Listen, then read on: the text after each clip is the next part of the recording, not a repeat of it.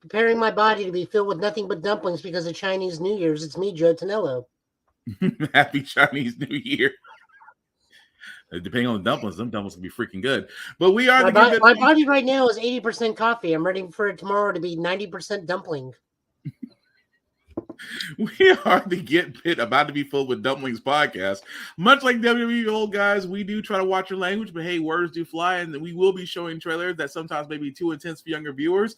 So viewer discretion is advised. Aside from that, welcome. So, how do we start this? Well, I think this needs to start with Midnight Suns, because a certain Merc with a Mouth has been promoting himself to get on there, and they finally have a DLC that fits him perfectly. If you don't know, Marvel's Midnight Suns DLC, The Good, the Bad, and the Undead, featuring MCU's own Merc with a Mouth, Deadpool. Nope.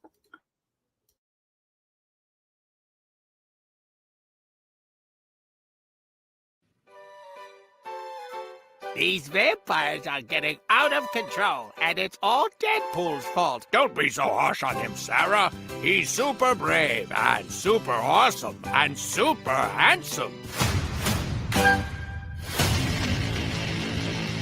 Wisecracking anti-hero.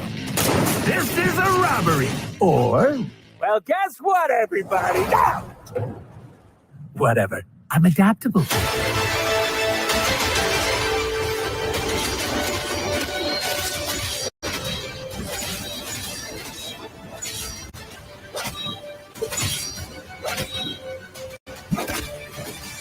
Jimmy, my frickin' chungus.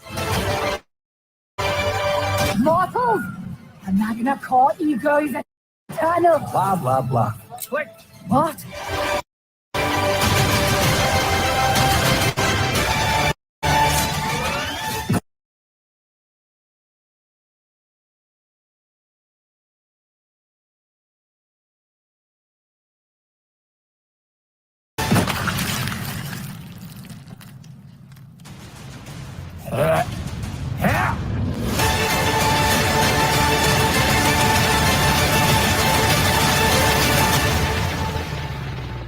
I can be honest and say there wasn't the budget for it.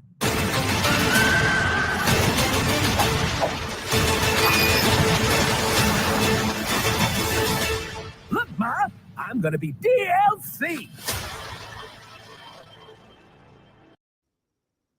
What did you say, Joe? I said, no, he's not MCU Deadpool. I want to say this officially constitutes as a sequel to his own Deadpool game, because that is Nolan North reprising his role from that game. And other times he's been Deadpool. No, but I mean, it's your point, but still, it's good. It's going to be good. But The Good, the Bad, and the Undead, of course, as you can see, is available January 26th, about 6 days from now. It's including the season pass if you do have it.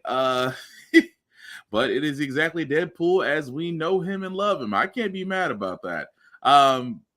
But with that being said, yeah, we're going to move along. Kind of switch gears for a second, because the first thing we're going to talk about is, well, Jason Momoa. If you guys haven't heard, there is a YouTube video going out. Well, YouTube or Twitter, depending on where you saw it, where Jason Momoa had this to say. Was it 4 years ago? I had the Jeep out front. Yeah. No, I don't want you. I looked 4 years ago. I was screaming, wasn't I? Yeah. Screaming when I left Warner Brothers. All right, everyone's in the meeting. 4 years again. It's a mystery, baby. We got, I got some really good news. Great news with Warner Brothers. Amazing. Wish I could tell you, but here it is. Peter, I love you. James, I love you. David. Okay. Mwah. To the future. Bye-bye. Picture me rolling.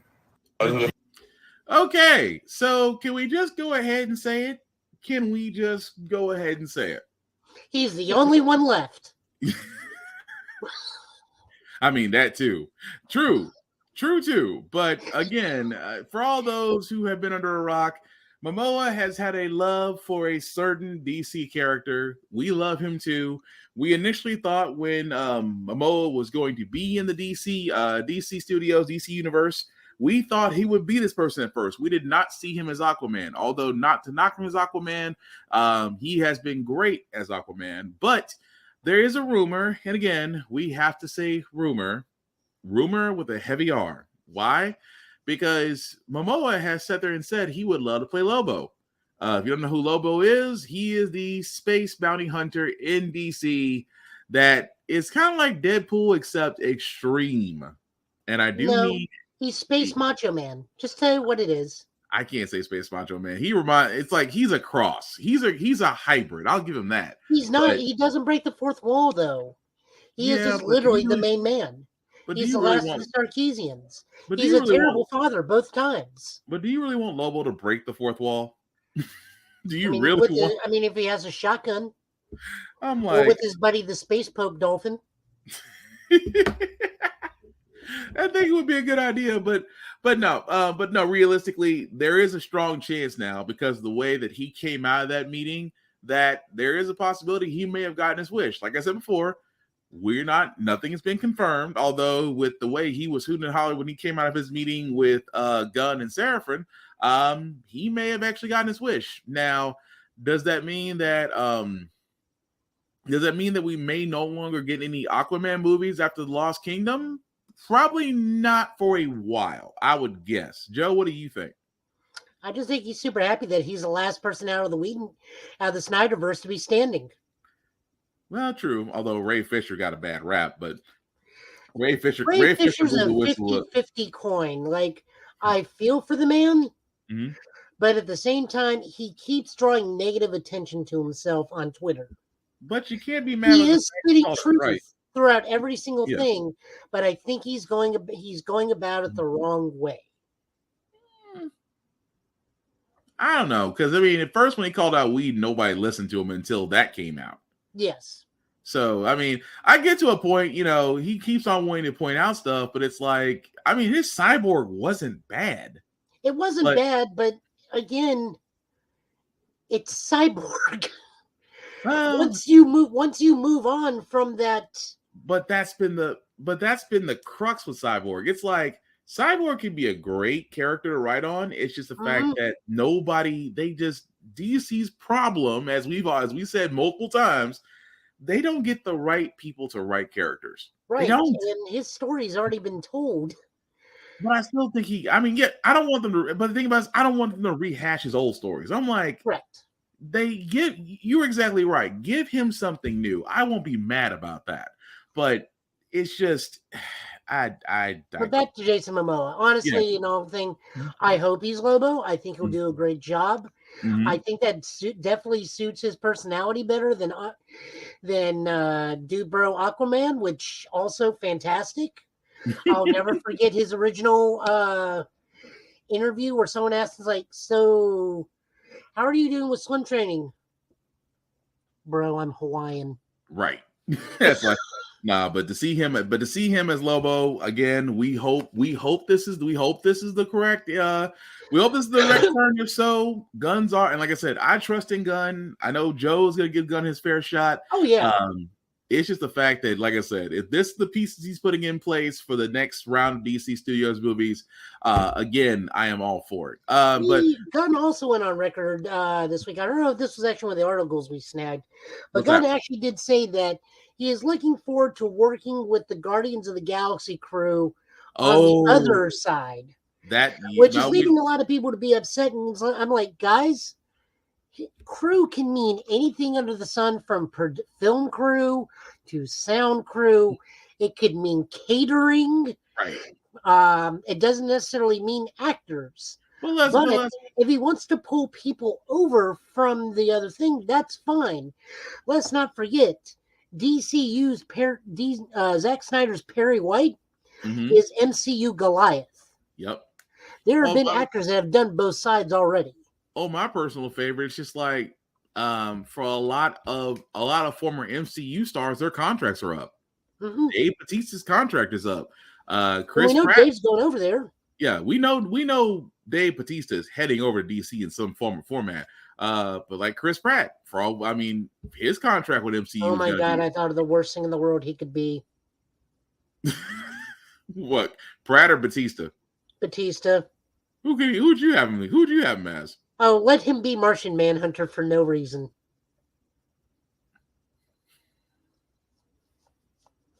Or no. Nope, I take that back. I know exactly who I want him to be. Let him be the Red Tornado. Okay, I can see that. Red Tornado, I can see that. But no, it's just that if they want to jump ship, let them. I mean, here's the thing that a lot of people don't get, and this is the thing that when it comes to certain icons and actors, we understand that the actors define the icons. I mean, let's be honest, for Captain America, for the longest time, we saw Chris Evans. You know, he kind of personified the role, being the first, well, not first, that's wrong, being the third person to play Captain America. So yes, it's let it be known, the first person to play Captain America is Captain Will Riker. Yeah, he is Captain America in the Macy's Day Parade. Yeah. So it's like we understand that certain actors are iconic certain roles. I mean, most people can't imagine Tony Stark without imagining Robert Downey Jr. He defined the role. Okay, cool. The problem is with this is just that other actors age and actors go on to other things. We can't expect them to play the same roles forever. But that being said, it's not to sit there and say that actors can't go from one entity to another. Ryan Reynolds did it. He went from Green Lantern to Deadpool, and that was the best thing for him.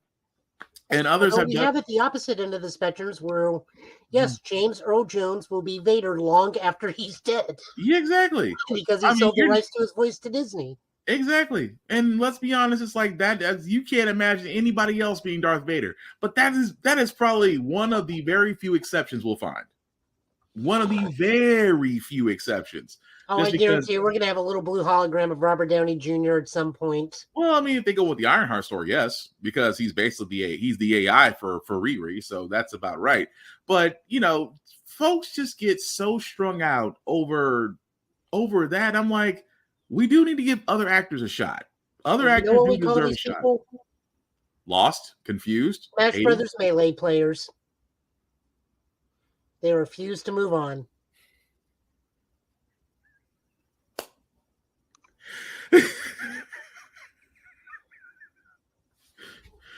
Ooh, now we ever get sponsored by Smash, you know we're taking that out, right? We ever get sponsored by Nintendo, that's coming out. There are games other than Melee, people. Move on. Oh, if we ever get sponsored by Nintendo, that's got to come out. No, they'll actually agree with us. Oh, yeah, they probably would. Also, on some other news, just real quickly, Mark Hamill is also in the news as well, just because there is a chance that he may no longer voice the Joker, and he has a very good reason for why. He says, quote unquote, they may call and say they want you to do the Joker. My only question is Kevin Batman? Of course, the late Kevin Conroy. If they said yes, I would say I'm in. We were like partners. We were like Laurel and Hardy. Without Kevin there doesn't seem to be a Batman for me. And honestly, I can understand that. I can understand that just because they did work so well together. Kevin Conroy and Mark Hamill worked on multiple episodes and movies and series, not just in the movies and animation, but also in audiobooks as well.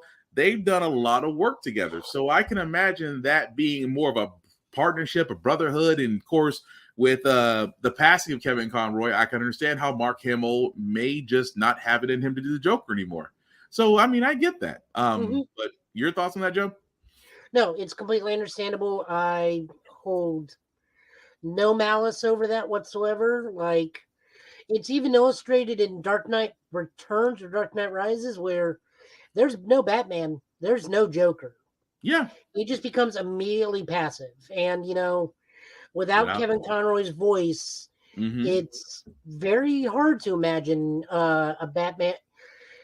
It's hard to imagine a Batman without a Joker, but it's also hard to imagine Joker without a Batman. Like, it's why Mark Hamill's not any other animated Joker if there's a different character doing it. So Yeah. like to quote Batman, to quote the animated series, without Batman, life has no meaning. It's Mhm. like there's only 2 times I've seen the Joker depressed: when he found out Batman was dead, and when he found out Batman's actual identity. the only 2 times where he was done. to which I still say, "Where's my goddamn electric car, Bruce?" That and the IRS. That actually, Joker is the reason why I don't mess with the IRS, because that part. No, even he knows he'll go to jail for that. Yeah, I'm crazy enough to take on Batman, but the IRS, no, thank you. Ooh. Oh, and the one time he teamed up with Red Skull and realized towards the end of the comic, oh, you're an actual Nazi. No, I'm a villain, but I'm a red-blooded American villain. And this is why the Joker has morals. He's not as crazy as everybody points him out to be. But yeah, I can't blame Mark Hamill for that. Respect him wholeheartedly, just because not only as the voice of Joker, not only as Trickster, not only as Luke Skywalker, and we can keep going down the line. I can understand that gentleman's choice if he chooses to not voice the Joker anymore. And there's plenty of other people out there that has no problem doing the Joker voice. Alan Tudyk being one of them. That John we can still DiMaggio enjoy. is one. Mm-hmm. Yeah, another one. So there's no reason why people should get hung up on that, unless you're gonna have me saying it now, a Smash Melee player. You're a Melee player. You're gonna have me saying that now. If we ever get sponsored by Nintendo, this episode is gonna no longer cease to exist. That being said, guys, we're gonna move on. Why not? They're the ones shutting down Smash tournaments, not us. That is also true. But move right along, guys. We have to cover this because, number one, this next trailer is a anniversary special for a lot of us who grew up on Power Rangers. Now, granted, for a lot of us, we didn't get the original versions that were overseas. We actually got Ham Saban's turn when he actually brought it to the States. But that being said, some of us, not all of us, Joe. Some of us got on the other side. I was in Korea during Zoo Ranger. I don't know what you're talking about. I was like, some of us got on the other side. Now, we do want to add one caveat to this. Joe Johnson today came out and said, I did not say no to returning. I said no to what they offered me, but it's the 30th anniversary and more fun is coming down the pipeline. So that is why she's not in the 30th anniversary special as the Pink Ranger. Catherine Sutherland is because she made it very clear she did not like the offer they gave her. Right. With that being said, guys, here is the trailer for the Mighty Morphin Power Rangers 30th anniversary, Once and Always a Ranger. Sit and action. It's been 28 years since I've been back on the set of Power Rangers. It's kind of crazy to think about that it's been that many years. It's surreal, but it's been a great experience. It's been very nostalgic.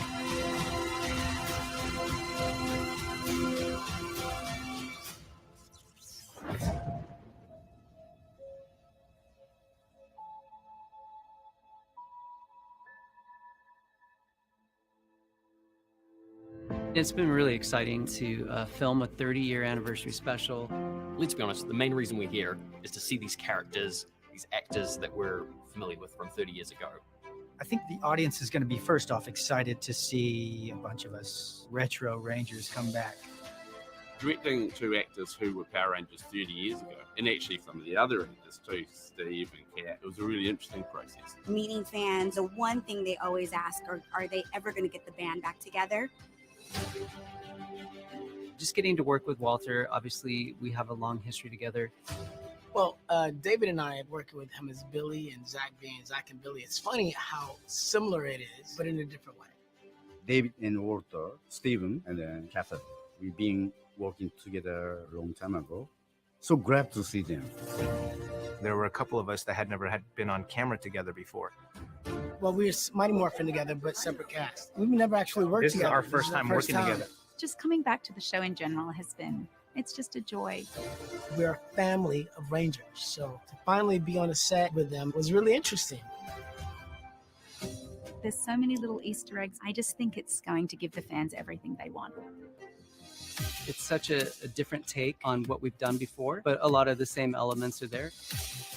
I think what I'm most excited about for the fans and this 30th anniversary special is for them to see us all together and our chemistry and our growth.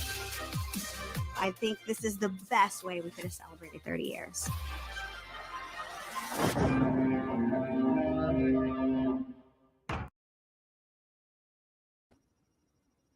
And as you can see, guys, that was the trailer for Mighty Morphin Power Rangers Once and Always 30th Anniversary Special. Will be out on Netflix April 19th. And I got to go first in saying this. Thank God, Zach.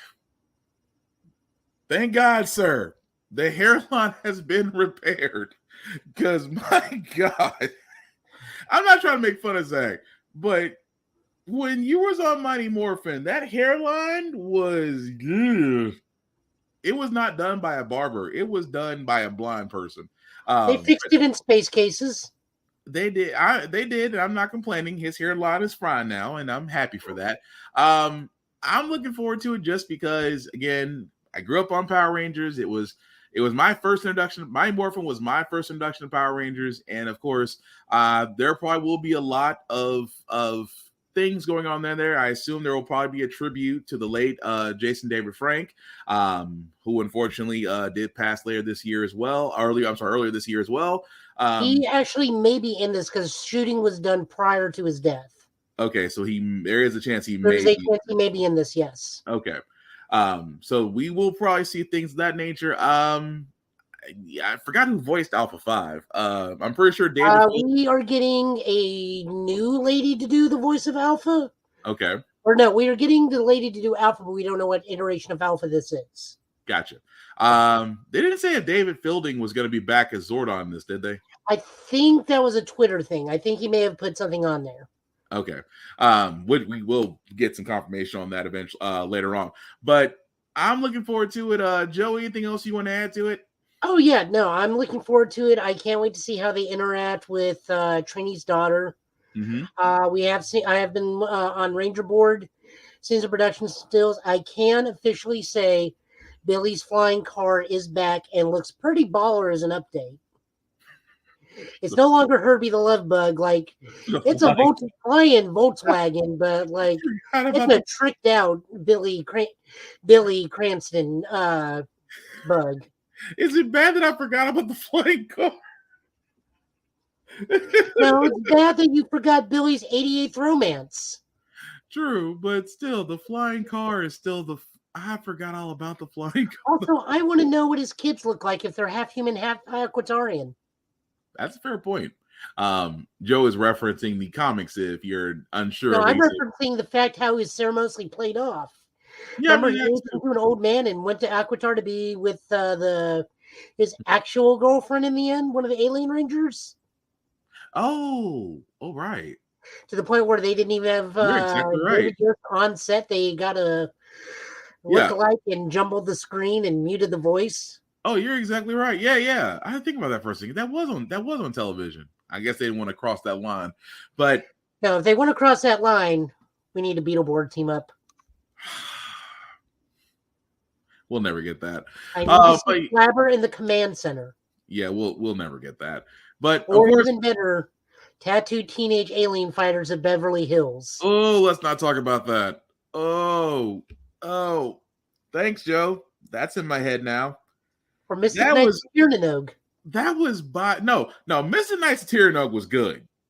Tattooed teenage alien fighters from Beverly Hills. No, that was a goddamn tragedy. Who approved that? Chaim Saban on the USA Network. I was like, what? Who thought that was a good idea? I mean, I'll take season 3 of VR Troopers at that. I mean, VR Troopers was better than that, and it got 2 seasons. I mean, dang. I'm just saying that I'm sorry. I don't mean to sound angry. Yeah, that was a little bit angry. I'm like, we need a crossover with Furbus. You know what? You keep putting that in the manifestations, it might pop up.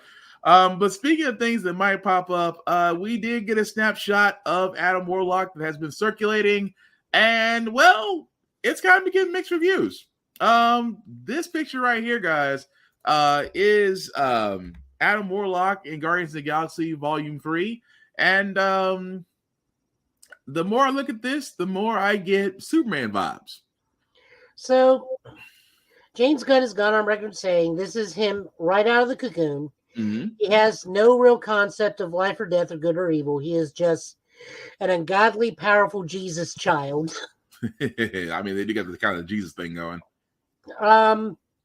So this costume looks like they grabbed one of Thor's costumes from the early Thor movies and just spray painted gold. I'll just say it right now. Yeah. James Gunn also says he's going to be incredibly important to the MCU. Considering this Gunn's last movie, I don't know how much of importance will be put on this character. Unless he's also, at the same time, I don't think Feige and Gunn are on bad terms. No. So I could definitely see him being like the crux of Secret Wars. Yeah, that's what I would say. Because, it's Adam Warlock. He is immensely powerful. And I love that people are forgetting that this is a dual casting because he's also the Magus. Mm-hmm. Will Porter's Magus. I mean, they're not going to get that past me. But the thing about it is, I agree with you. I think he will be the Callus in Secret Wars. I'm not too hung up on this. If this is just the beginning and eventually Warlock does evolve, then I've got no problem with it. I mean, it's a lot better than the other. It could have went the other way. It really could have, but no. With Guardians of the Galaxy Volume 3 coming out, which again, this is the run, and I have to stress this very heavily. This is the run for the current Guardians. So, and we have already been told that it is going to be tearjerkers. We already know Dave Bautista said this is his last run as Drax in the MCU. No word about Zoe Saldana or Bradley Cooper or Chris Pratt, but for the rest of the Guardians of the Galaxy troop, we do know that nobody has actually signed contracts beyond this movie. So take it how you will. When they say this is the last one, this is the last one for crew and director. Different iterations of Guardians, so exactly. So I still think, we will have another group of Guardians. I just think, like I said, when James Gunn said this current run of Guardians is going to be it, I think a lot of people lost their doggone mind. And I don't know why. We can't keep telling the same stories over and over and over again with the same group. So, I mean, do you not understand how many characters are in the MCU, how many iterations of Guardians there are, how many iterations of Avengers they are, Young Avengers, West Coast Avengers, Defenders? I can keep going down the list, but there's different iterations of different groups and matchups. But eventually, as we're about 20 plus years into Marvel storytelling now, there has to be a changing somewhere down the line, and I'm all for it. But moving along, Chad. Anything else that you want to add, Joe, before we move along? No, not really, because all it is a picture right now, and you can only glean so much from a single production photo. Mm-hmm. We know who's going to live, more than likely. We know who's going to die, more than likely. We know who's going to get together again, more than likely. I mean, this one kind of writes itself. We just don't know how the dance is going to go at this point. I mean, it is. It's one of those things that just it sticks, but it's weird. Which kind of is a segue into the next arc we have before we get to our next trailer. And I have so many questions. For all those that don't know, Tron. The original, love the original, will always be a fan of the original. The reboot was okay. The soundtrack was better than the actual movie. That is also true. But the animated series, fantastic. But the next thing is, confusing. Apparently, there's going to be a Tron 3 moving forward with Jared Leto, with the director from Pirates 5 that will helm the sequel to Tron Legacy. Why? More time on motorcycles. I have to ask this question. Who asks for this? I feel this is a section that we need. I feel this is a section on GetBit we just need to call "Who asked for this?" Because this right here fits. I'm correct me if I'm wrong here, Joe. I didn't see a massive outcry for another Tron movie, or am I just under a rock? There's always an outcry for another Tron movie because everybody just wants neon suits, techno music, and motorcycle and light cycles and discs and something, and it's really kept alive mostly through Kingdom Hearts and Kingdom Hearts I get because Kingdom Hearts I get just because they incorporate anything Disney related. So I get that. And plus Kingdom Hearts is one of my favorite games. But it's I cannot help but where does it go from there? I'm wondering if this isn't going to be picking up plot threads from the Uprising animated series, because that's the only thing I can really think of, since Tron 1 and 2 kind of really easily wrap up their storylines and whatnot. Mm-hmm. Unless Jared Leto's character is going to be after Olivia, is it Munn or Wilde? Munn. Is going after Olivia Munn's character in the real world and chases them into Tron? I guess, but again, it's that, why do we need it? I'm that's where I'm stuck on. It's just like, it's like the new Scream movie, Scream 6. Why? It's like, to me at that point, it's just anybody wanting to be Ghostface. I mean, they're getting boycotted as it is anyways, because Never Campbell's not coming back. So, oh well, they're gonna bully that one into the ground. But no, I just can't see past Tron 3. I can't. I mean, if you are a fan of it, I'm not knocking you if you are a fan of Tron. I just couldn't get into Legacy. The first one was just borderline okay. And I really feel bad for Jared Leto because the man just doesn't seem to catch a break in movies. No. I mean, I will give him this. House of Gucci, he was superb.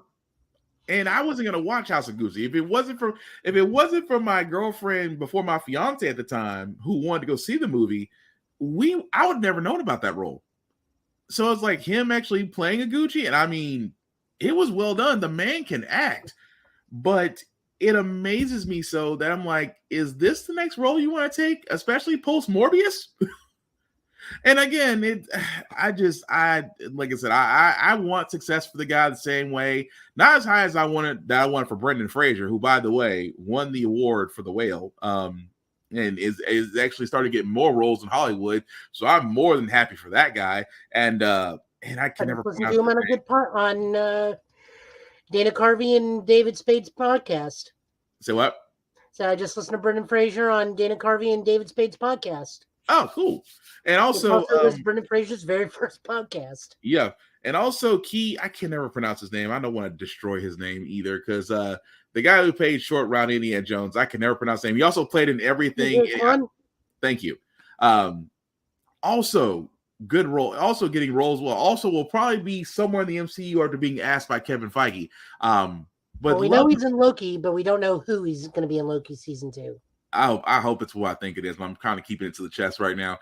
But again, two great guys who are getting a resurgence in Hollywood, and I love to see that. But I want to see Jared Leto be successful aside from House of Gucci, but I just don't see it in Tron 3. I really do not. Anything you want to add to that, Joe? I think Tron 3 got a director, but that's about the only other thing I can add on to it. I just don't see, and let us know in the comments what you think about it. I just don't see it. I just do not see it for Tron 3.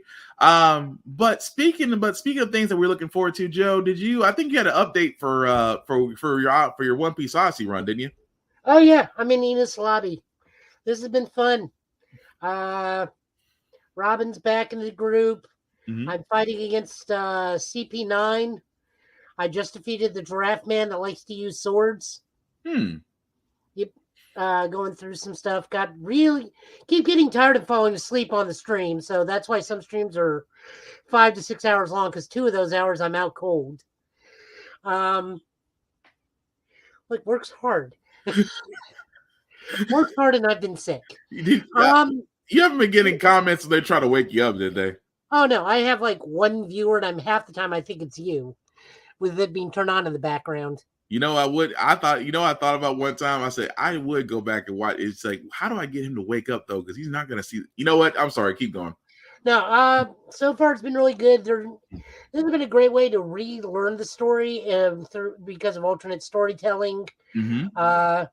I just re-met Frankie, and this is one of the scenarios where Frankie's off fixing the ship, so you're meeting imaginary original Frankie. Yeah. And you keep forgetting how radically different Frankie looks from originally meeting him to what he looks like now.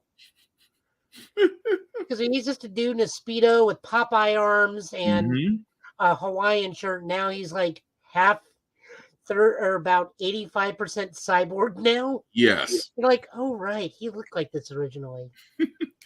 Well, that's cool though. I actually bought One Piece Odyssey. I haven't started yet. Actually, I'm starting to get It really does ease you into the world because there's even certain things where like, oh, something happened really bad here. Okay, let me look at the memory and get to play a short clip. Okay. Of what this important thing is, because this important thing is not happening right now. Because for those that aren't aware, the Enos Lobby CP9 arc is where they kidnap Robin. Mm-hmm. And she is like, no, it's fine. I'll die. It's not a big deal. And the whole crux of that storyline is Robin finds her will to live. Yeah. In that. This time, for whatever reason, they kidnap Usopp, who's just screaming the whole time. So, and Robin's just like, well, this is interesting. The one time she didn't get picked. the one time she didn't get picked. Oh, yeah, no, but it's one of those, well, this is a lovely building on the outside. Oh, God. And it's like, yeah, we went through hell to rescue. And of course, in Nico Robin style, oh my. Well, thank you. I love it. So she's my favorite Straw Hat. Because it's one of those, it's a fine line of she's incredibly sincere, but because she's older, she's not really into half the shit they're into. Damn. He's like, why are you along? They get me to where I need to go to study archaeology things. It's like, you enjoy them? They're okay sometimes. But she still has one of her deadliest attacks. Okay. The one where she grabs Frankie and squeezes? Yeah. Yeah, that's actually a thing, and it's universal weakness to all male characters in the game. Nice. Creature or otherwise. Nice. If you hear Dos Fleur, see, no, you're done. See, I have got You don't get to have kids after that. I have got to find time to play. So like I said, I got a backlog.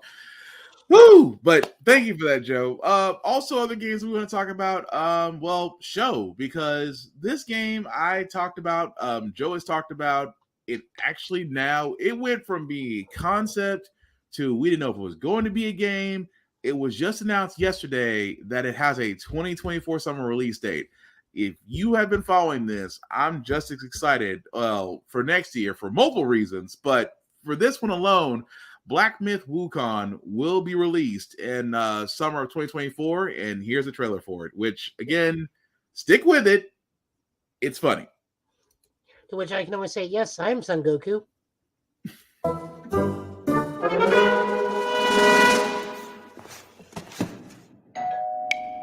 Idea.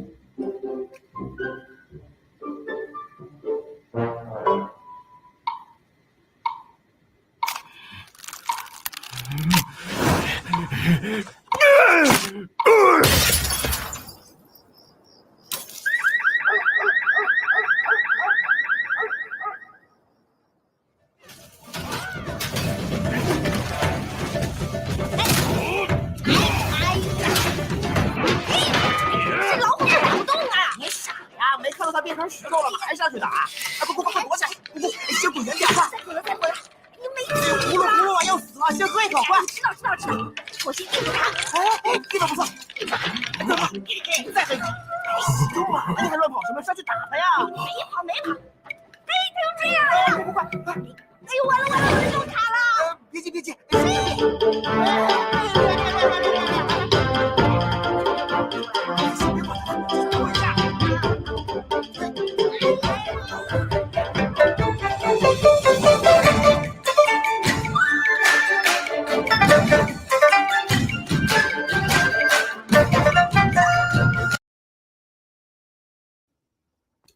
，I'm looking so forward to that. Again, that was the announcement trailer for Black Myth Wukong. If you don't know, it is based off the Monkey King and the war against heaven. It does have some Dark Soul tendencies, but still, it looks great. At the same time, the whole comic thing with getting it to work and loading times, and if you've never understood, for all those that have been through that, we understood exactly what that rabbit was feeling. But of course, 2024 is the year of the rabbit, but I'm happy. Joe, any thoughts on Black Myth Wukong? Yes, I am Son Goku. Hey, Vaughn. Like what the Elmer J. Fudd. Yeah, Vaughn, you had to be here at the beginning. That's just how they announced it. But no, Black Myth Wukong is definitely going to be one of those games that I am definitely going to order the very first chance I get. It'll more than likely be next gen. I don't imagine it's going to be on PS4 or Xbox Xbox Series X. Xbox One is the word I meant to say. So more than likely, we will probably be seeing this on PS5 and Xbox Series X and PC, just because of how intensive it is. But it honestly looks freaking great. I cannot wait to finally play and experience it. But speaking of things to experience, Joe, I believe you had some thoughts on Willow, sir. Yeah. Yeah, I did. Good or bad? All right, so the analogy I put on this, the original Willow movie, fantasy drama, best way to look at it, a good counterpart movie to be watching this, Lady Hawk. Okay. Get a little bit of comedy in there, but ultimately it's a drama. In this Willow series, the best way I can say about it, it's that one episode of Buffy the Vampire Slayer where they go to the Renaissance Festival. Oh, damn. That's what this is. They sit there and have the trolls. They sit there and play with these trolls in one episode. Mm-hmm. They are very well-spoken Britishmen. It's a whole cave of trolls. Well, like the whole thing, it's very Whedon-esque, and every other line of dialogue is a joke. Everyone's very pretty. Even Borman, who's like the Mad Mardigan of this thing. Okay. Very, very pretty. I mean, Danny Warwick is fantastic in this, but in the grand scheme of things, the humor wasn't there. A lot of the characters did not hit. The dialogue is what really kept me back on some things. So I gotta ask you, because I have yet to see it. Is it worth watching? Yeah, I mean, it's fine. I mean, it's not hurting anybody. It's not terribly offensive. This isn't Velma we're talking about. I'm sorry. There's nothing inherently wrong with it, but it's just one of those, why is it like this? It's like Lady Hawk, and I go back to Lady Hawk because this is a good analogy. Okay. Maybe Matthew Broderick's in there for your comic relief. He doesn't say too much. What he does, it's funny. But there's a good bit of drama, a sense of weight and gravity and everything. In this one, it's what if baby Matthew Broderick was 85% of the cast, and the story involved him 85% of the time. So a light Ferris Bueller's Day Off with magic? No, I didn't say a movie about how to spot a sociopath. Because that's what that is. Ferris Bueller's Day Off is a study of how to spot a sociopath. You're not wrong. You're not wrong. You're not the first person to say that. I just got reminded of that. No, but Dang. Yeah. Vaughn, did you like? We said, "Damn, Joe, Velma jab." Did you like Velma, Vaughn? I can't imagine too many people that did like Velma, from what I've been told. You need to turn him into the police now. Dang. Because I mean, but almost everybody I talked to was like, I was like, well, that's about the same reaction I got from everybody else. But what were you saying, Joe? No, I mean, like, in the grand scheme of things, the best actor in there is actually the kid that played Flash Thompson in the Spider-Man No Way trilogy. Okay. He gets a role in this movie, and he does a fantastic job. But him and the actual Willow actor, they're like the best ones out there. Like, they have one other guest appearance by one of the original cast members, and that was it. Mm-hmm. But ultimately, it's just like serious line, joke, serious line, joke, and it gets old. Also, if you're prone to seizures, be warned on the last episode. That thing strobes harder than an 80s German discotheque. Damn. You might as well start playing Rammstein at that point. Du Hast. You might as well start playing Du Hast at that point. But okay, that's good to know. And it's harmless, but it's just one of those. If you watch the original Willow movie and then you watch this series, you're gonna go, "The hell happened in this kingdom for 30 years?" So you're saying be prepared for adjustments. I mean, without the Nazi hyenas, yes, be prepared. You're not gonna have me start singing that. I'm not gonna start singing that. Thank you, Joe. So, moving right along, because I am not going to start singing Be Prepared. We sing moving right along? There's a new biography out of Star Trek. Yep.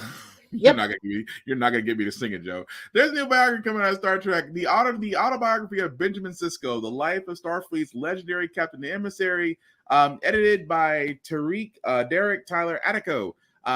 Which looks like it will be released sometime this year. They don't actually have a release date for it, but we do know that it is coming out this year.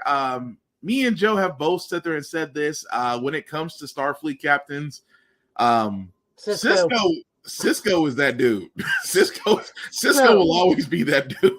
I will put it out right now. The thing hindering me on getting this book on audiobook, I'll definitely get it at hardcover,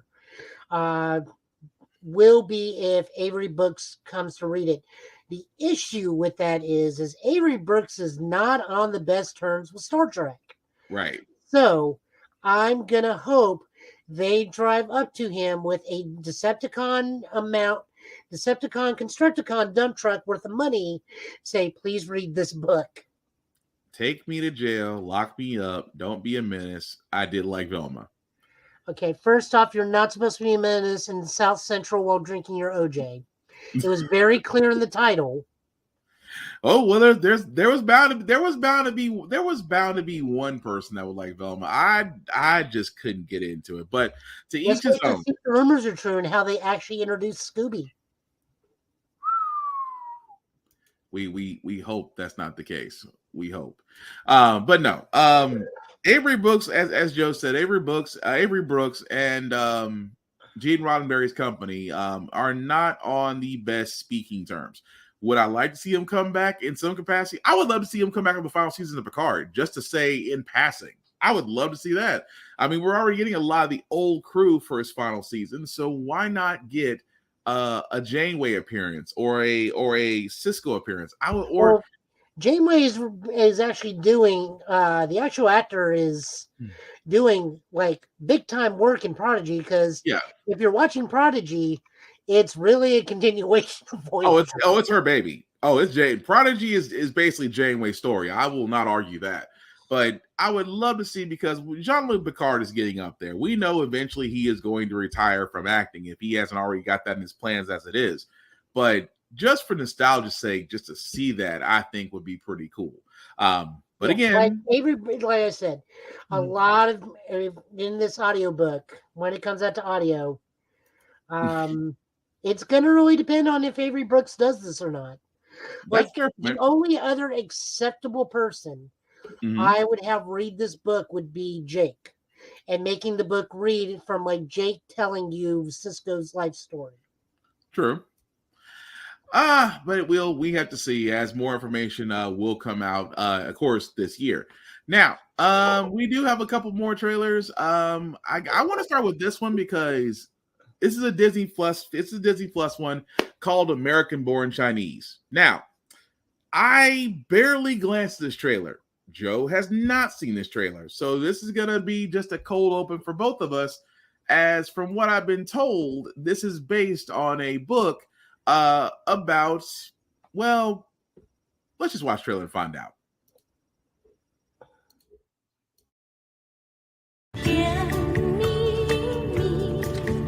Jin, did you wear clean underwear? Yeah, I did, Mom. What kind of a question is that?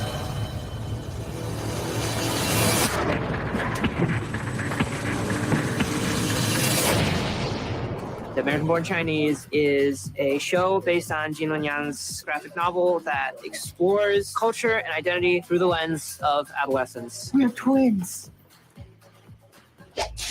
It's a lot of fun. It's a lot of magic. There's a lot of badass action.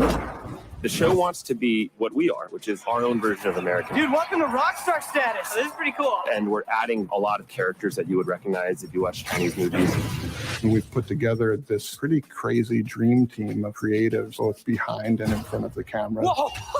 We're on Disney Plus, so it's like the home of these big, epic folk tales, from Cinderella to Little Mermaid, and the Monkey King in Chinese mythology is another one. Do you know anything about the Monkey King? Local?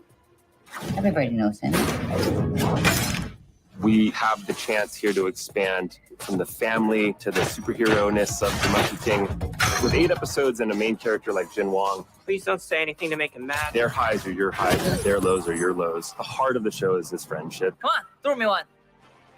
It is a magical ride. And that's what Disney Plus is about, isn't it?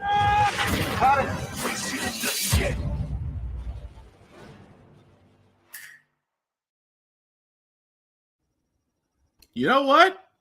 I dig it. I dig it. It is, you know, for the way they're doing it, and I say this all the time, and I know I cannot speak. I will not try to speak from that area. I will not try to represent that area, but I will say this, and then I'm gonna pass off to Joe. Representation matters, and you can tell by how many people, Lucy Liu, Michelle Yeoh, Daniel Creston, who actually directed Shang-Chi. You can tell this is going to be great. And all I can sit there and say is, I want to watch it. That's all I got. Joe, what about you? I mean, this is based off Jin Luang Yang. I can never pronounce his name correctly. Google Jin Lun Yang, comic writer, phenomenal comic writer. Single-handedly did probably one of the most memorable Shang-Chi runs, even though for whatever weird reason Marvel split into 2 books in a one-shot. Yeah. I don't understand that. It should have just been Shang-Chi, Master of the Ten Rings the whole time, but for whatever reason, they're adapting his look of a kid's life getting messed up by the Monkey King. Yeah. Which is hilarious because I think he's also doing the Monkey Prince over at DC right now. Okay. Let me make sure that's the thing. I'm just loving the fact of just, you know, the fact that you have and Lucy Liu directing. I was like, the moment I saw Michelle Yeoh, I was like, okay, I'm in. Whatever she would, in whatever capacity she's there, I'm watching. That's. I mean, the only thing I can say more is like if you included more martial artists, especially of that caliber, dude. Yeah, so I mean, he's done numerous comics that I read. He's writing the Monkey Prince. He did the Asian Superman, new Superman with Kenan Kong, who's coming back into comics again. Okay. He's writing Lazarus, part of the Lazarus project going on right now for DC. Like I said, he just got off Shang-Chi and the Ten Rings. This is getting adapted. We're seeing a wonderful amount of Chinese representation, Asian representation, which is just outstanding for me and quite a bit of my friends. We are just all aglow for everything happening right now. It just looks cool. I was like, I could enjoy that, but no release date yet. We do know it's gonna be on Disney Plus, so expect news at light speed these days because that could change between here and tomorrow. But if we do get a release date, we will definitely let you know. The next show that we do have has been long awaited because again, we haven't seen this series on Amazon Prime for a little over a year now. But we will get our first look at season 2 of Invincible.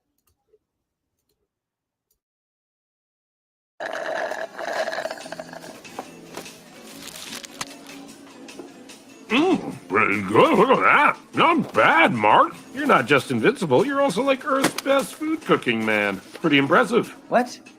Oh, no. I just worked here. I don't actually make the food. Next time also, constructive criticism, do not put these green things in here. These are gross. Yeah. Hey, so did you ever find Urath? Yeah, of course I found it. Very, very quickly, very easily. Yellow skies, purple grass, and get this, they have burgers there too, just like these. Who would have guessed, huh? You never found it, right? No. Nope, not even close. I hope they're okay. I think about them quite a bit, honestly. But how about you? What have you been up to? It's been a while. I think everyone agrees. It's been like a little ridiculous how long it's been. Hey, I've been busy. Doing what? Well, I've been busy writing, designing, storyboarding, voice acting, key posing, in-betweening, cleaning up, color slapping, comping the whole thing and all that for, roughly thousands of shots. So it's kind of a lot. Sure, yeah. Although like 90% of that, if I'm being honest, sounds completely made up. But the real question is, when are you going back out there? The world needs more Invincible. Oh, it's coming, okay? Hey! Yeah, I know, but like a specific date would be nice. Oh, but okay, fine. The world will get more Invincible in late 2023.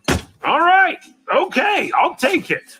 Late 2023. Perfect, sure.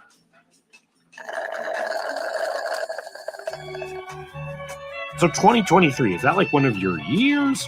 You know, our planet, they all have different systems of keeping track of time. Like, they go around their stars at different speeds, but the way you said that number makes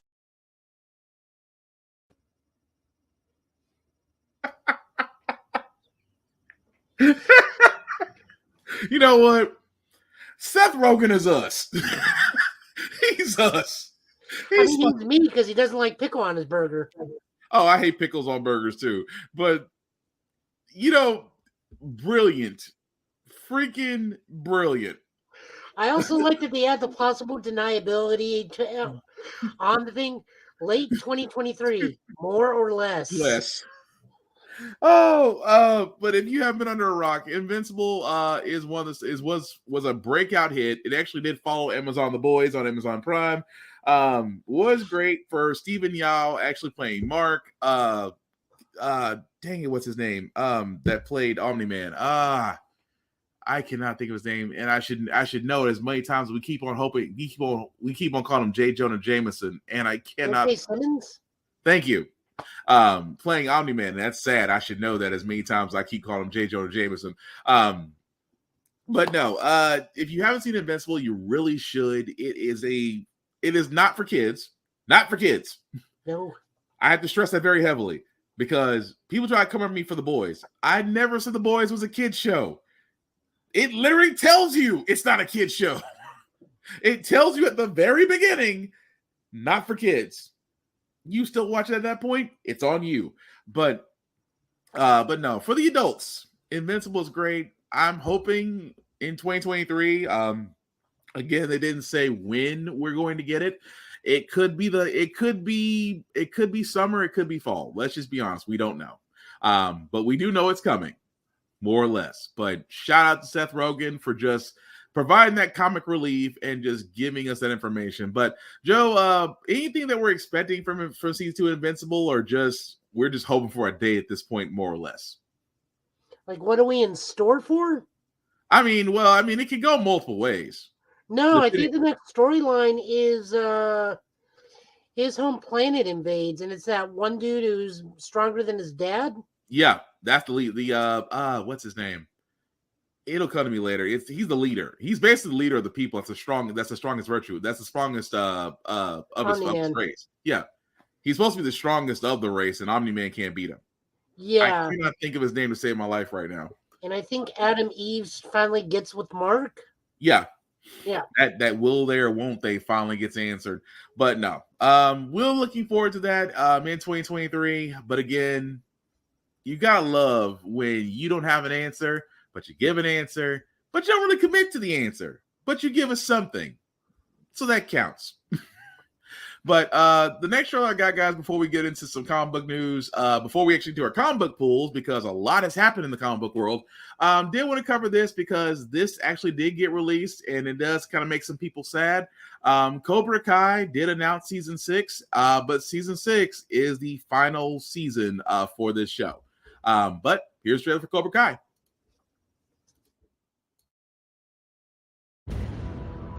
We've been fighting so long. Against each other. With each other. It's hard to keep track. The training, the tournaments, the rivalries, the lessons. It hasn't always been smooth. But after all this time, we built something together to be proud of. So let me ask you, do you have one more fight left in you?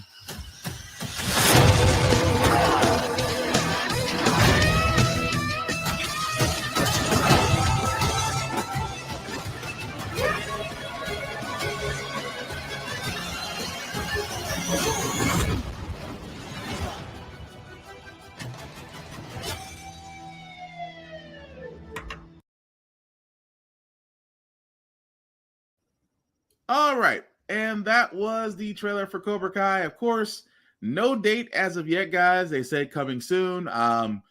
It is kind of sad because that season 6 will be the final season for Cobra Kai.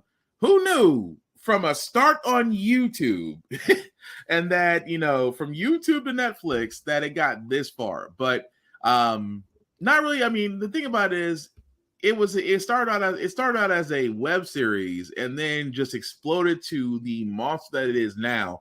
And it would be sad to see it go, but at the same time, I'm glad about the run and seeing how they're going to wrap. Of course, they're not going to wrap up the story, but it's going to possibly probably put in there, because let's be honest, with most things in Hollywood, once you've had a successful series, they want to make it into a universe because they've seen Marvel do it. They think they can do it. And I hope it doesn't come to that. I just rather this be a nice 6 seasons of episodes and just be done with it. But Joe, what do you think? I haven't seen season 1, episode 1. You never watched any of the Cobra Kai yet? No. Okay. I'll tell you what. Has it not crossed over with Chuck Norris's sidekicks? No. Has it crossed over with Barry Gordy's The Last Dragon? No. Oh, come on now. You know what? If you don't want season 7 them to go up against Shonuff? You know what? I've always wanted, now that we're on the subject, I've always wanted a round 2 with The Last Dragon, because Chris Fury on Blurred's Eye View, he said this best. He said Shonuff wasn't the bad guy. If you really think about it, he just wanted to test his skills against who was the best. And if you really think about it, you can't argue that. I mean, he wanted to fight Bruce Leroy, and that's all he wanted to do. He had no malice. He had nothing in it. He just wanted to prove he was the best. No, he had malice, because remember, he wrecked the family's pizza place in order to get to him. Frustration. Making apologies for the bad guy. Frustration and tactics. No, actually, they did talk about doing a web series or something. Yeah. Sequel where it actually shows the master who taught him the red glow. I would like that though.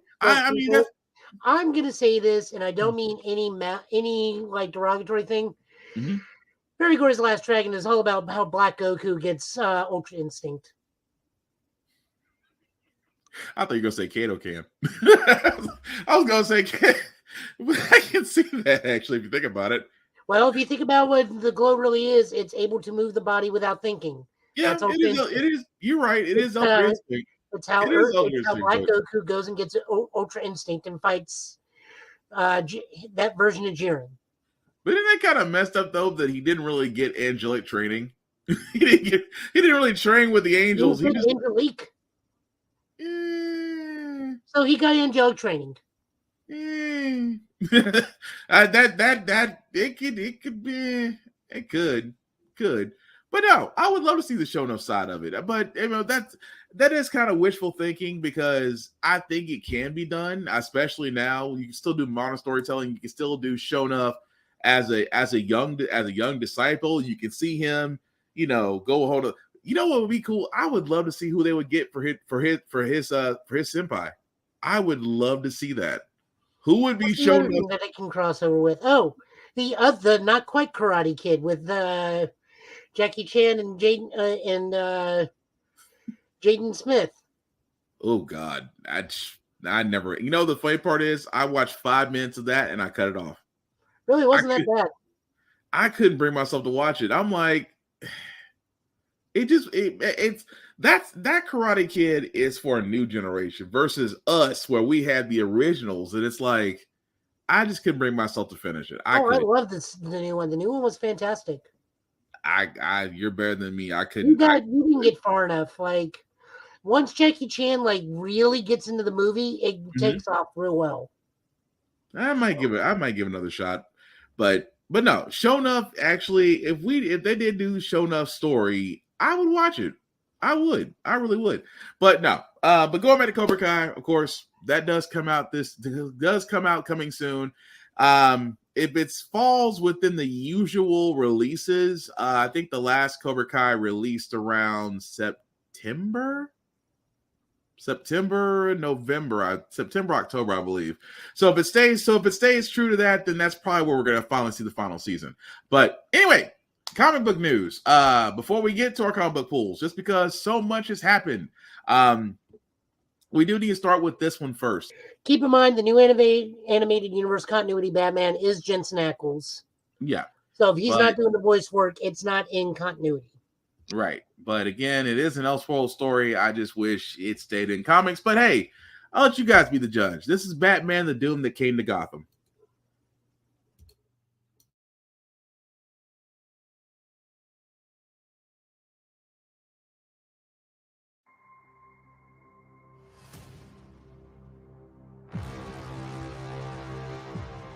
Doom.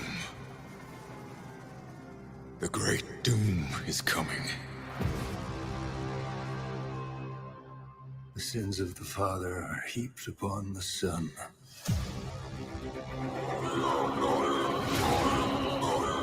You have no clue the power this book possesses.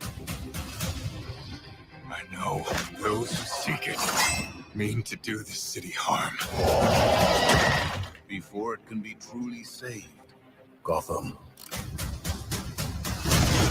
must be burned to the ground. Talking dead folks, reptile plagues, it's not natural. It's a cult that has long ties to Gotham. Spirit, come to us now. I can't pretend to know exactly what I'm about to face, but I do know I must stop it. We mean to give this city purpose and honor the damnation which bore it. Mercy. What did this? Master Bruce, what's happening to you? What needs to happen? Bruce Wayne must die. And through death, become this city's savior.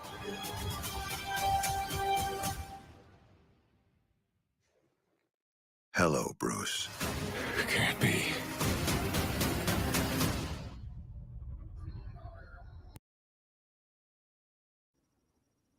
Now I'm gonna be honest. That was, of course, Batman: The Doom that came to Gotham. Of course, will be coming immediately to 4K and Blu-ray. How can I?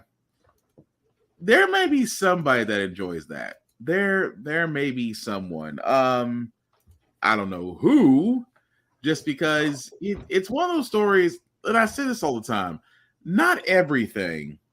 I mean, don't get me wrong with DC. DC is usually on a roll with a lot of things. This one, not so much.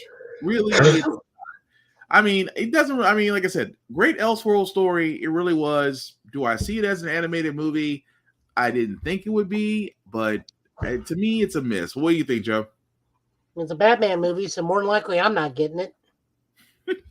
I just can't find myself bringing to watch it. But in the comments, you guys let us know what you think of it. But I just know for me as a Batman fan, it's kind of a miss. But the last trailer we do got, guys, before we move on to our comic book pools, because like I said, 2 of our stories are actually tied to comic book pools, so we have to go through those first before we can get to that. This next one is another DC movie that's coming out called Legion of Superheroes. Check it out.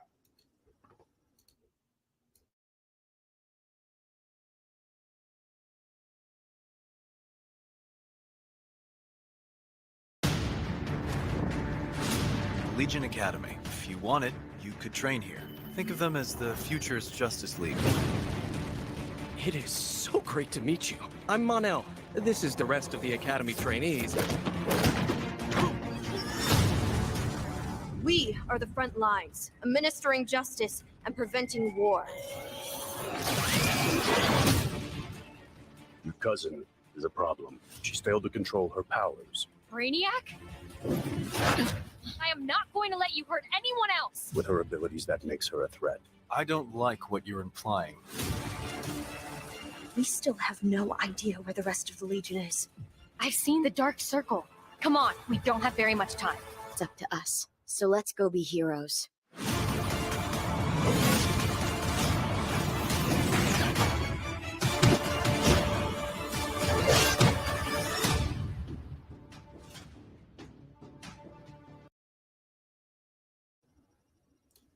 Now for this one, and the first time I saw it, I was like, okay, it kind of seemed like this was another Rush story, but this is my second time watching it, and honestly, I would give it a shot. Joe, what do you think? Oh no, definitely I'm giving this a shot. I don't think the Legion of Superheroes gets enough credit, but unfortunately, they live and die by their writer. I mean, every book does, but they, more than most books, kind of come and go into the mainstream as often. The last time it was really popular is when they had their CW show. Okay.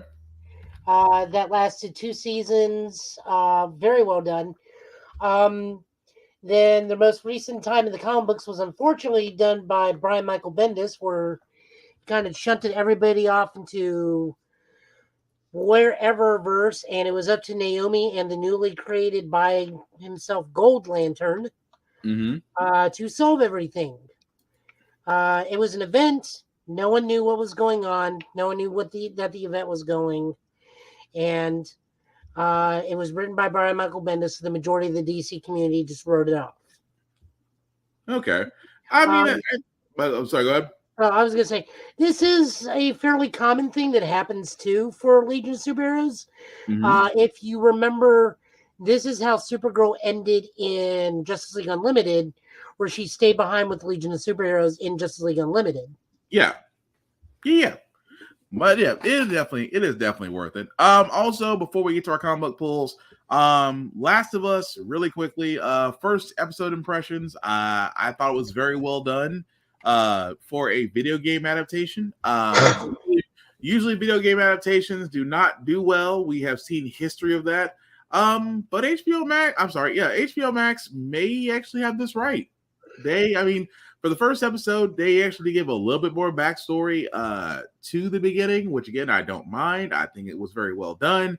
And the attention to detail. And I know some people are gonna be like, well, he didn't really get him with this, he got him with that. Okay, minuscule. But if you really do pay attention to how they actually started Last of Us and you compare it to the game, it's almost spot on. And Yeah, that's from what I understand. Sorry, I didn't mean to interrupt. no, go ahead. Go ahead. From what I understand, this is almost line for line on some of it. Mhm. I know the primary actress that did for the leader of the Fireflies. Mm-hmm. That she is, I believe, the only person to do voice work and mocap and then be cast as the same character in the show. Mm-hmm. Yeah, I think she's literally the only actor who've ever done that. Yeah, and I thought that was pretty cool to have the voice actor from the game actually reprise a role. But what are you saying? Like I said, it seems good. I wonder if they're going to put a little bit more focus on the government this time around. Because the government did not play a very large part of the game outside of the first hour of the game. True. And once you sneak out of the city, you don't ever worry about the government again. Yeah. I'm wondering if they're going to have a larger force this time around. See, that's the thing I wonder, because because the way they're doing the episodes, which again, it'll be this Sunday when it comes out again, they're not too far off from being close to Bill. Now, again, that's not a spoiler. If you play Last of Us, you know exactly what I'm talking about, that they are going to run into Bill eventually. I'm just, it does make you wonder, will we see more of the government? Will there be more of the environment? Like I said, the one thing that we always worry about with video game adaptations is that they try to do too much, they try to stray away from the source material, or just flat out Hollywoodize it, which means that they think it needs this extra, when really the story of Last of Us is, well, part one, I guess you want to call it that. Well, they did call it part one eventually, but still. With that being said, I mean, the first episode was great. Couldn't argue with that. Hope to, look at the next one come Sunday and go from there. But just want to get that in there just because, again, I know we did cover a lot today. I bet I know how the season ends. Yeah. So that's the thing about it. We say what, Joe? Said I bet I know how the season ends.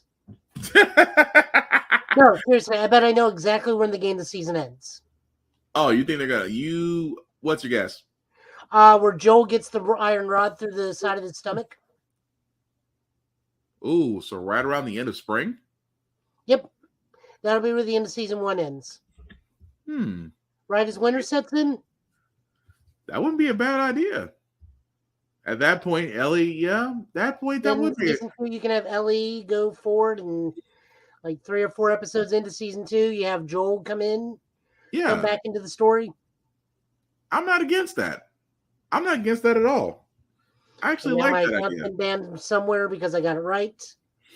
You know what? We have you on prosperity now. So if we come back and we get exactly that, then you can sit there and say you can call yourself Nostradamus at that rate. What was the other thing I saw? Oh, quick news bit before we go to comics. We have seen the Flash toys. We now know who the main Flash villain is. It is hilariously bad. It is the Dark Flash, which is a take on Black Flash. We don't know who the Black Flash is. He's the personament of death. He is one of the 2 personaments of death for speedsters. Yeah. You either have the Black Racer, which is what New God, who is the personament of death for the New Gods and Speed. Yep. But the Grim Reaper of Speedsters of the powered by Speed Force, it is the Black Flash. The toy is shown. He looks hilariously similar to an orc from Lord of the Rings. That toy does not do him any justice. I'm sorry. Oh, it's so horribly bad. Have you seen the toy? Yes. It looks just like an orc out of Lord of the Rings. That's why I'm laughing. Oh, I thought you were laughing at the Batman 89 suit with the ears clipped off young Barry Allen. No, you described it perfectly. I'm trying not to laugh, but it's funny. Oh man, you are not kidding. It is beyond horrible. It is just damn. Now, with Flash does have movie news. It actually got bumped up supposedly a week from the 23rd to 16th because WB knows it's not going to make any money going up against the new Pixar movie, and then the Elemental, following right? week, huh? Yeah, isn't that the same week as Pixar's Elemental? Elemental, and then the following week is the new Indiana Jones. Oh yeah, So, it's not gonna be that battle. It's not going to do any money because that's the week that's Spider-Verse is still in theaters. Yeah, it's not gonna win that battle. It's not gonna do anything. It's gonna be DOA actually, because Spider-Verse comes around. Again, you guys also don't forget. I myself, one of the very few times I'm using this word. I don't use this word lightly. I am going to be boycotting that movie. I will not go see it. I honestly don't think we should even be doing a review on it. I will not support a child groom in any way, shape, or form. I am sorry to the other actors that are in that movie.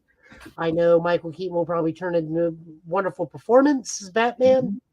I refuse to take a part of any sort of profiting for someone who has been a proven child groomer. And yet, that still bugs me that he's about to get off. That dude's a reverse Flash in real life. He's about to get off scot-free. He really is.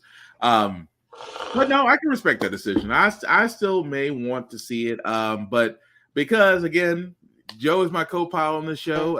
If he doesn't want to do a review, then no review will be done here. Definitely, that'll be the end of that. End of that on that case. But tell me if you want to do a review, you want to do it, and you want to tell me how bad it is or however good some of it is. I'm all there for it. I just refuse to interact. I'm gonna be honest with you on that. I think the only thing that's gonna say if there's any saving grace, we've already talked about it. If there's any saving grace, it's gonna be Keaton. That's it. Nothing about because you gotta think the fact that he has not done any press, no interviews, everything has been controlled. Press till March. But I mean that goes back to what we talked about. Remember we talked about the options, how Warner Bros. Discovery can handle this. They're taking option 2. They will have him a part of the movie, but he will do no press, no interviews, no nothing. They will keep him out of the public eye as much as humanly possible. They're taking option 2 because they won't do 1 and they certainly won't do 3. So 2 is the path of least resistance. That's not surprising about that. But no, I still want to see. I still want to see Michael Keaton don the cowl. Just if it's not going to be one last time, I would hope it's not. But we were supposed to get a Batman Beyond movie, but we never got that. So thanks, Ezra Miller, so much. But we're gonna put on some happy news because you know why we're not gonna let that damper us on a Friday. That being said, guys, we're going to go ahead and pull on to our comic pools. I see Joe's ready to go, so let me go ahead and pass the mic. Yep. First off, we got the finale of Strange. This is written by Jed McKay.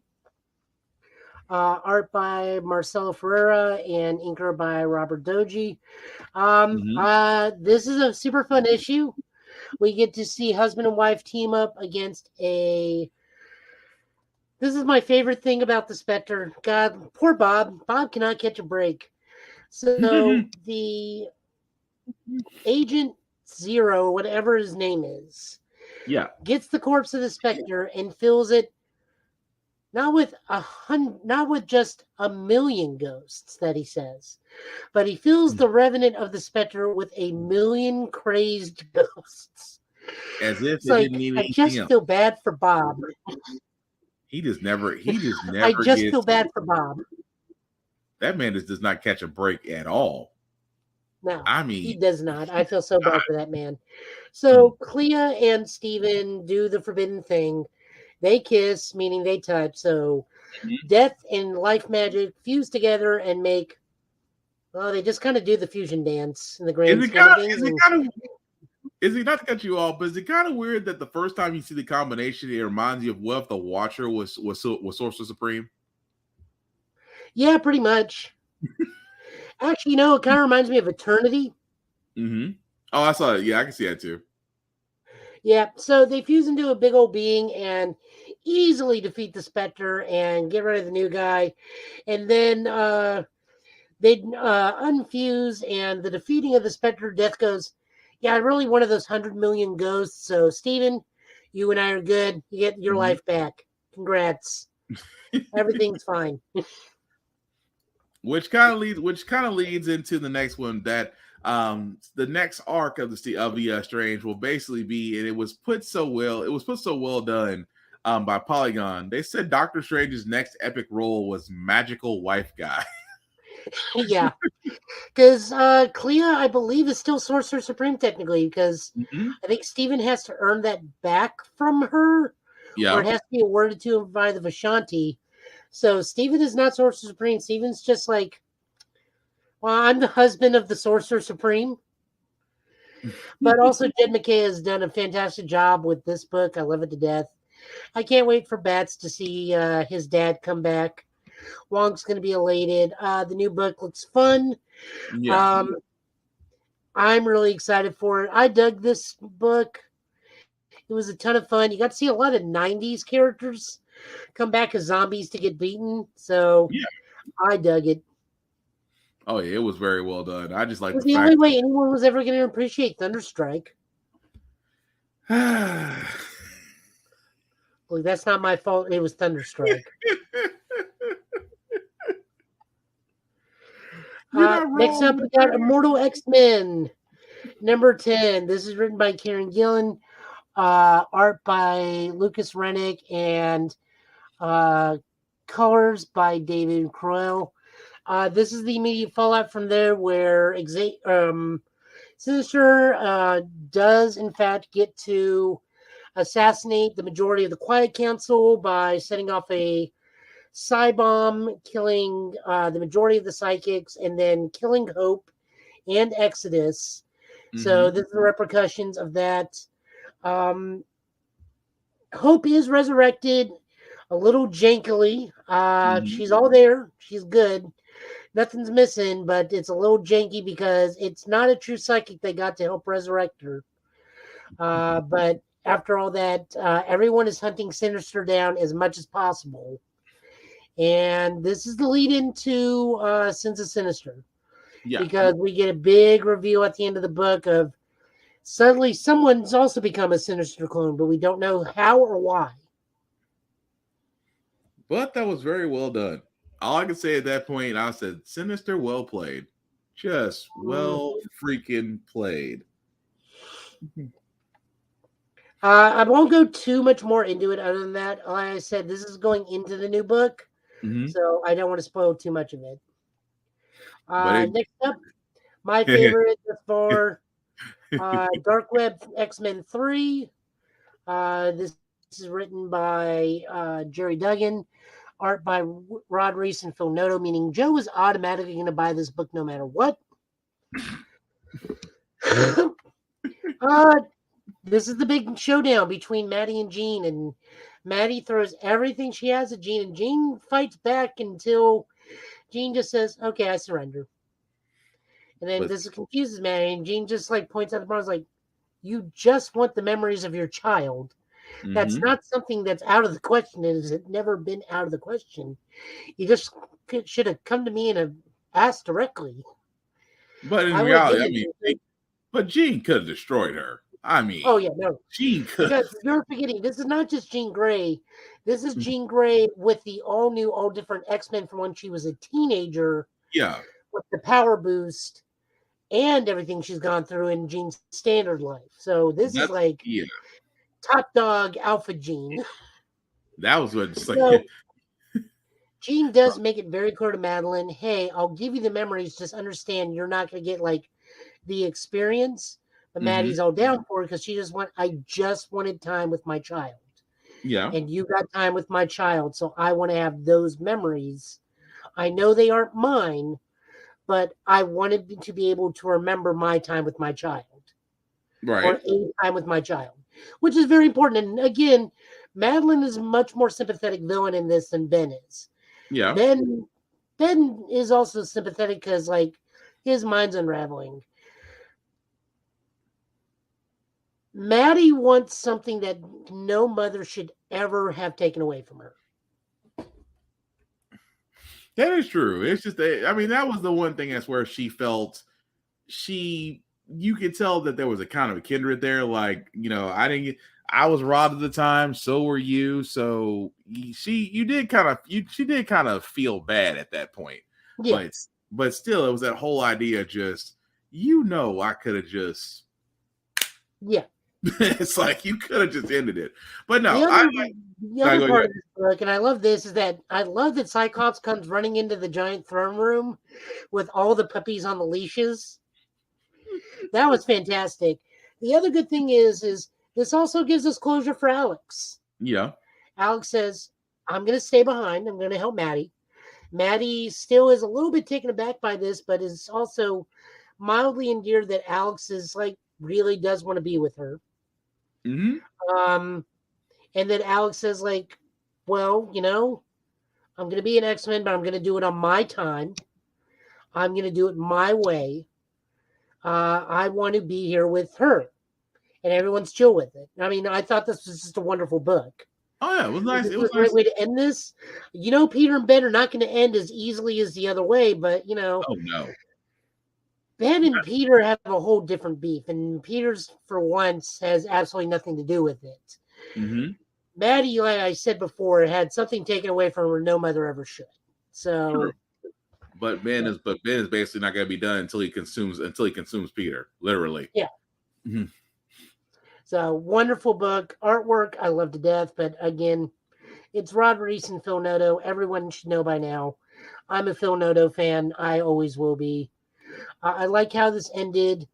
I don't know where this is going to go forward with Maddie in the grand scheme of Dark Web, because we still got a little bit left. Yeah. But in the grand scheme of things, her role in this is done. She actually got what she wanted. She succeeded. Yeah. Which kind of was kind of weird for her to go back and undo her mess, but no, makes sense. Moving over to DC, we have Nightwing 100. This is written by Tom Taylor with art by Bruno Redondo. This is just a wonderful, wonderful tribute to Nightwing. The grand scheme of this is Heart Taker, or is it Heartless? Heartless. Heartless instigates a prison break, and criminals far and wide range, just like Bloodhaven, and Dick calls on the Titans and even talks down a whole gang of criminals like, hey. That part was cool. Yeah, he's like, do you really want to do this? Like, do you really want to be hurting children? Mm-hmm. And a lot of them were like, we're in here for like really simple offenses and we are not down with this. Right. Yeah. So now he's like, all right, cool. Help me. That way we can at least protect kids. Yeah. But you gotta love the fact that just, when Titans showed up, Beast Boy's like, what do you got? Literally, there's an elephant man. No, really. A guy as an elephant is running amok. Beast Boy. Cool. He immediately turns into an elephant just to size up with the. That part was funny to me. And he also gets a wonderful moment with Bruce. Oh, yeah. Because Superman comes and takes him to the Hall of Justice. Like, hey, we got to talk. Mm-hmm. So the conversation is that the League is now defunct. They are unsure about restarting the League, but they do very straightforwardly say it's like, whatever comes next, we want you in charge. Yeah. The Dick. It's like, the crisis this time has shown that you are the one that needs to be leading the community of superheroes going forward. You are the next leader that needs to be out there. Yeah. So Dick, using his money, immense wealth from the inheritance from Alfred, buys the prison. And we'll go into this because this leads into into one of the news items we were talking about earlier. Yep. Yeah. Turns the prison into a new Titans Tower, and the Titans are reestablished. Not the Teen Titans, the original Titans, yeah. new Teen Titans are reformed under the name Titans, and they will be the new premier superhero team in the DC universe going forward. That's actually, yeah. And that's the part where we're going to talk about where I guess that's going to take over as far as B&B in Bloodhaven and really going from there. which is different. I guess it's a changing the guard because I couldn't think in recent memory. This wasn't the first time the Titans replaced the League, did they? Or is this their first attempt? Well, I mean, we've had future storylines where future incarnations of the Titans have become Justice Leaguers, but let's just say Justice League, after Brian Michael Bendis had such diminishing returns that they are retiring the book Fair enough. for an undisclosed amount of time. And now Titans are going to get a relaunch at some point down in the future, and they will be the team up book. Gotcha. They'll be the team book. Okay. Which I'm down for. Yeah, I mean, the entire issue was really good, but it had some good points in it. But man, that moment at the grave, I was like, the first time you ever heard him call him dad. Yep. My only complaint in this entire thing, no Kyle Rayner anywhere. Which is kind of weird. You would think that only Superman and Wonder Woman showed up. But you got a couple of Green Lanterns, but not the one you were looking for. You have Hal, you have John, and way in the background, you think it's Kyle. No, that's Jessica. Kyle will never get the respect. And I don't know why. I also like that Barry's having to fly using his tornado hands. And we have a spotting of Firestar right there. Yeah. See, people look like Firestar. So, guys, if you want to know where your stories for Cyborg are coming from, it'll be from this book. we just need new stories. We are not petty against Cyborg. It's just we know the character too well. We just need new stories. Yeah. We just need new stories. That's all. That's really all there is to it. Yeah, that's really all it is. Next up, we got Flash 1 Minute War Part 2. Not really a whole lot. The fraction has landed. Earth around the world is devastated. Everyone is frozen in time that is not a speedster. This is written by Jeremy Adams, penciled by Roger Cruz, and inks by Wellington Diaz. So pretty much just everyone who's not a super speedster is frozen. What current speedsters there are active, and keep in mind you do have to be physically fast speedster. Yeah.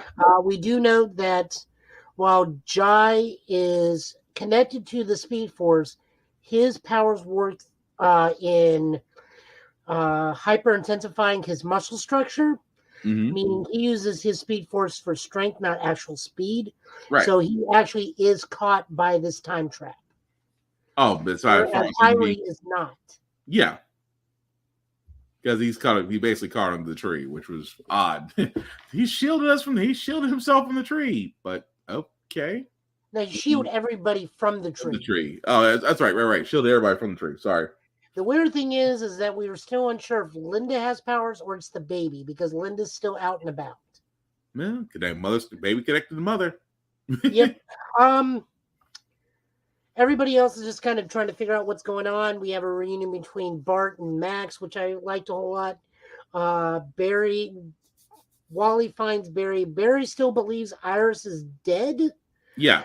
I don't think he's aware of what's going on, so he still believes Iris is dead.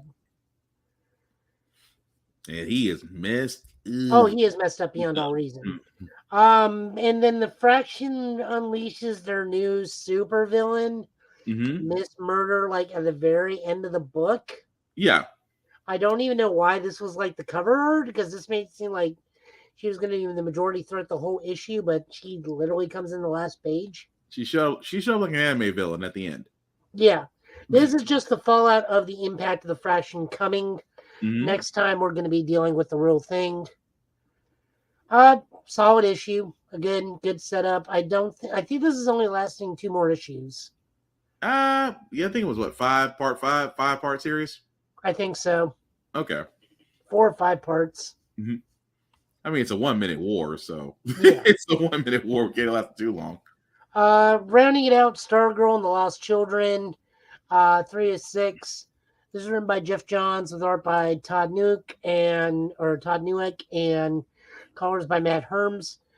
This is just a giant who's who Oh, which yeah. I'm not making a DC pun for the book Who's Who, but this is introducing every principal character in the storyline now, where Stargirl meets up with every single misplaced teen superhero sidekick, while Red Arrow is dealing with their captor. And really, the majority of this issue is just getting to know who's who and everything. Because there's a lot of characters in this book. Yeah. Like, a lot. What their personalities and everything. And this is a setup issue. This was not bad. This was by no means fantastic. I'm not going to go raving about it. It is what it is. It is a setup issue. Yeah, because the next issue is pretty much going to be the jumping off one. So that's to be expected. I also like that Jay Garrick's daughter explains why she's called the Boom. It's like, my dad's the Flash and the Lightning. I'm the Boom and the Thunder. Yep. It's like, neat. But I did like that, though. But no, it does make me look forward to the next Stargirl issue because, like you said, this is pretty much the whole setting up point to where there is going to be an escape. The child minder is going to. It doesn't seem that the child minder is the big bad, but it's almost like the subservient to the one. So yeah, we're eventually going to get that. We're eventually going to get that reveal, hopefully, within the next issue. Yeah, like I said, there's a ton. One of the characters don't even make sense. It's like John Henry Irons is here. That was random. Yeah, and I'm like, but aren't you Steel? Is this a different John Henry Irons? If they're trying to do an Earth variation, like the one they show with the hammer, but the noose around his neck, I was like, wait a minute. That was the original John Henry. That was the original John Henry. But I'm like, who are you supposed to be? And then he goes like, well, I'm John Henry Irons. Like, you are not Steel. Now, if he's John Henry Irons Jr. or John Henry Jr., that would make sense. That would make sense. But he introduces himself as John Henry Irons. It's like, just ain't adding up. No, we see you with your niece over here on the other side. Yeah, it just ain't adding up. It just ain't. It's just not adding up. But still, makes me look forward to the next issue. But thank you, Joe, for the comic book pools. And as always, guys, we do want to give a shout out to Rick's Comic City, voted #1 place in Nashville for comic books. So if you are in the Middle Tennessee area, please check them out at any of their 3 locations: Nashville, Tennessee, Clarksville, Tennessee, and Fort Campbell, Kentucky. Definitely stop on in, and they have a plethora of things. Trust me, I spent enough money to know that they have a plethora of things there. But definitely go in. Say what? Said I'll be there for a hot second tomorrow. But definitely check them out if you're in the Middle Tennessee area. Also, their website as well, because that's how I got my graded comics. So I'm definitely happy with that. Rick's Comic City. If you are not in the Middle Tennessee area, or if you have a comic book store local to you, support your local comic book stores, support your local libraries, because they still do carry the most up-to-date mangas, up-to-date comics, up-to-date multimedia for all your viewing pleasure. So again, these are the last areas that you can actually get comics and mangas and anime in your hand. I understand the digital form is cool, but there's just something about having something tangible. And trust me, if you're like me and you hunt comic books down, and you're looking for the holy grail ones, there's just nothing more than having it in your hands, because once they are gone, they are gone. So support your local comic book stores, support your local libraries, and again, keep your reading, keep watching, because stories like this is what keeps us going, that inspire other people to hopefully put out great content. My words are escaping me right now. Puts out great content for the world to enjoy. So, with that being said, guys, Joe, as we wrap this up, sir, let the people know what you're doing and what you possibly may be up to. Still playing One Piece on my Twitch. Got some Battle Spirit stuff coming down the pipeline because all the white cards have been previewed. Mm-hmm. So Joe has gotten a plethora of giant robots. I have literally a giant city that turns into an elephant in that card game. Other than that, I'm going to be putting a list together for our next episode. Oh, yes. Whenever that is going to be. Have we decided that's going to be next week, or are we going to try and put together like a We got to put that. We have to put. I'm glad you mentioned that because we have to put that together. We are going to have, for all those that don't know, next week, because this is episode 99, which means that our next one is going to be episode 100. So we may have to take some time getting that together because you've heard me say this multiple times. You've heard Joe say this multiple times. We have used this term, disrespectful ass whooping. And we have mentioned one scene that would fit this, but me and Joe were thinking there's multiple scenes in cinema and in movies and in comics that could fit this genre, but we don't want it to be just us. We want it to be 6 other people. And what I hope to do within the next couple of weeks or so, because again, this is the 100 episode of Get Bit that I want to do, is I want to put together a panel of me, Joe, and 6 other people. So a panel of 8, if you will, just 2 more than the Illuminati. And we are going to submit our one submission for what we consider to be the most disrespectful ass whooping in these genres. So it's just getting everybody together, getting their submissions in, because it's going to be 8 submissions, top 8. We don't want to be here all night because we really can be here all night discussing and arguing this. So at the end of it all, we want to have a top 8 for this year and kind of make it an annual thing. But we want to make this special because, number one, not many podcasts get to 100 episodes. Most people, when they start podcasts, they, may get encouraged, may get disencouraged. Some people do it for like ourselves. You like me and Joe, we do it for a hobby. We do it for a passion.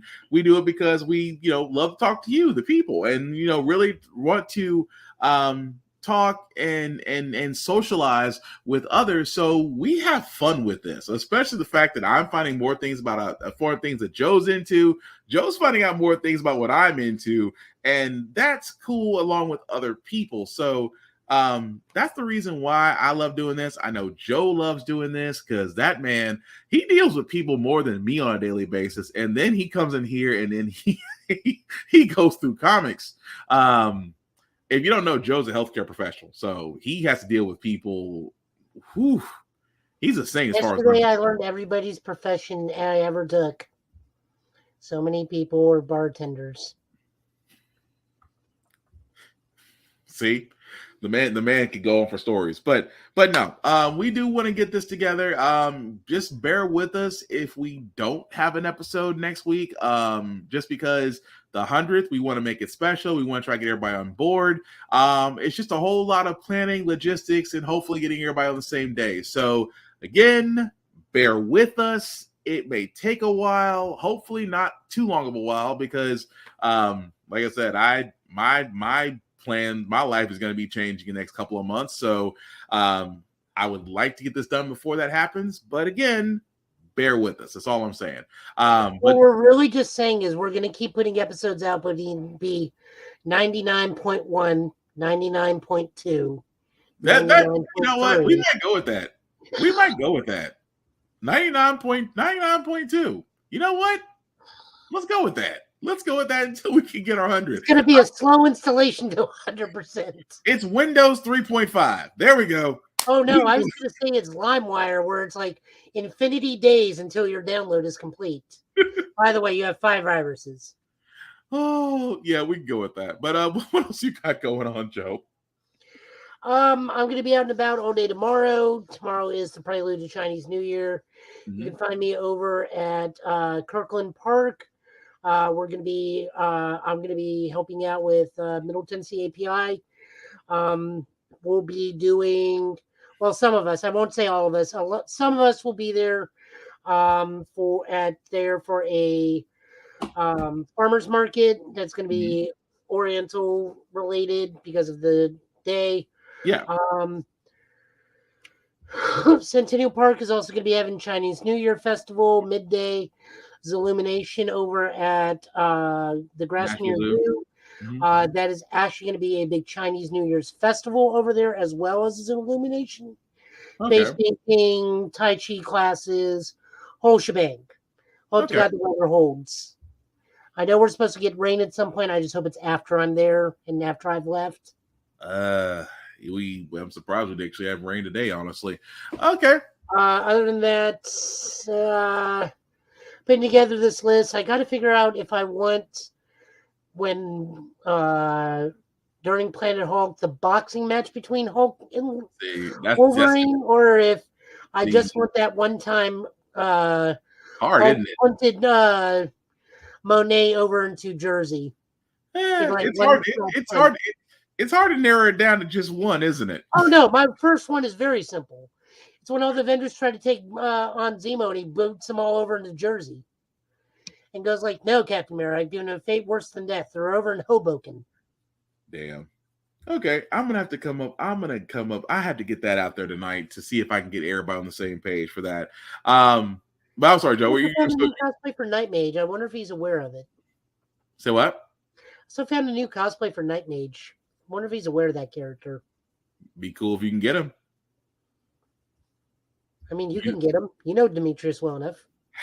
I know Demetrius. You're trying to go for you're going for Night Mage. I'm like, oh, what is Demetrius's cosplay name? Hellspawn. Thank you. I knew it's something similar thing. Demetrius, yes, I can see where he is. If his schedule is really clear, I would see where he's at to see if I can get him. I know Tommy needs to be the Blaze from Radiant Black. Because I just bought the 2 books that make up Cal. I'm gonna have to do that. I'm gonna reach out to him and see where his schedule is. I know there's other people I have in mind. Did you have any people in mind? Well, you can tell me that later. But yeah, but thank you, Joe. You can find Joe, of course, on YouTube at Total Justice Gaming.